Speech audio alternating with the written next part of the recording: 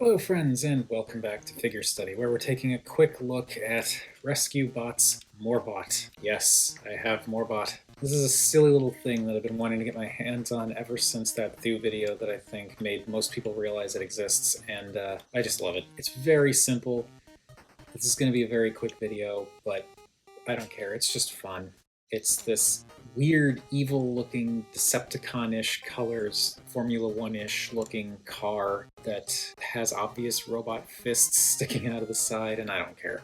But the colors are really nice on this thing, actually. I really like the really dark gray that they used for the center mass, and then the lighter gray for the bits on the sides, and the scoop thing in the front, and like a little bit of silver on the rims and the nose section, and then little bits of purple here and there in the front, the sides, and the spoiler on top, and then just that little hit of red right in the center.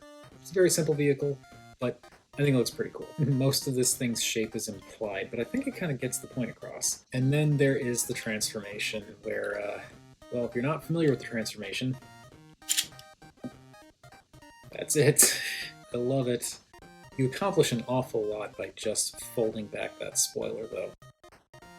Doing it slowly, you can see how it starts to move all of these little levers and mechanisms that pull up the center mass of the torso, push out the arms, spread out the legs, and make the feet flip forward. It accomplishes so much with such a simple motion of just moving and flipping back that spoiler 90 degrees. And what you're left with is a surprisingly cool little evil-looking pot-belly robot. This guy's just fun. I really like the design. The color breakup is pretty much exactly the same as it was with the vehicle mode, except the spoiler is now tucked around the back, and now you've got this robot head that sticks out there, and it's, same colors from before, the dark gray, silver, red, but it pops really nicely, and that red visor also pops really nicely because the only other red that we get on this figure is in the stomach, or what is now the stomach. The proportions are pretty nice, and considering the fact that this is just a one-step changer, I think, I don't know if that's the official term for it, but like considering how simple the transformation is, it separates things out a lot and really gets the point across that this is a humanoid-shaped robot. You get a little bit of detailing on the struts that are connecting the arms to the torso, and like that head is just great.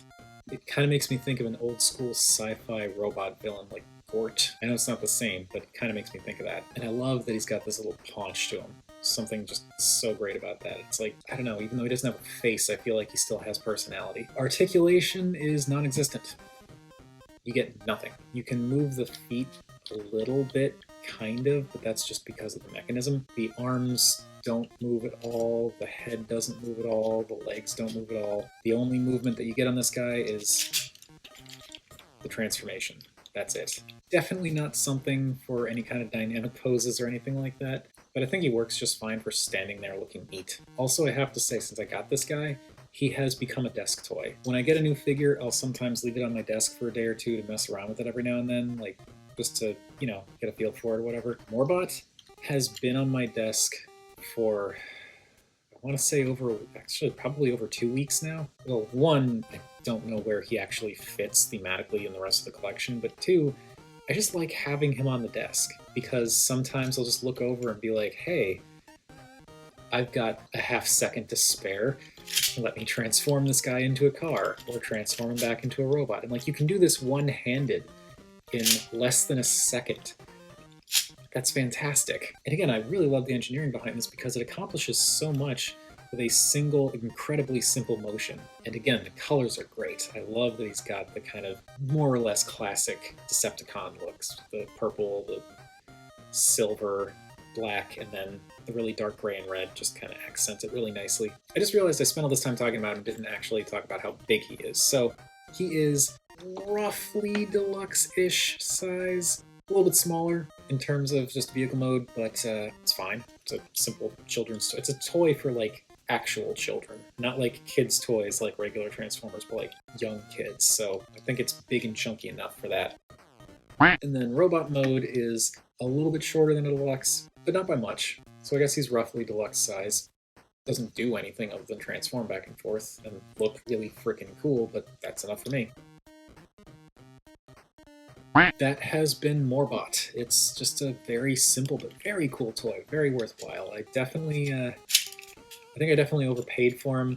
I don't know what the original MSRP is for these types of figures, but I think I ended up paying roughly around 20 bucks for this, which I think is definitely higher than it's supposed to be. I don't mind. For this particular deco, I think it's worth it. This design, this color, coupled with the engineering and just how fun it is to mess with for a few seconds every now and then, this is a great combination of elements. Also, the peg holes on the sides of his arms and in his fists are just barely big enough for 5mm pegs. The fists, not quite. I can kind of get a gun in there, but then what do you do with it? So that is going to do it for Rescue Bot's MorBot. I love this guy, but what do you all think of him? Whatever your thoughts, feel free to chime in down below. I always enjoy hearing from you all. If you like this video or any of the other videos that I've done and want to support the channel outside of just watching this video in the first place, I do have a Patreon. It's a single $1 tier, gets you early access to new videos, access to the occasional behind-the-scenes posts, and sometimes previews of like customs I'm working on and stuff. And eventually I'm hoping to start doing polls, so patrons will basically have a say in stuff that happens with the channel in the future. With all that out of the way, thank you everybody for watching, and remember, art is more than meets the eye.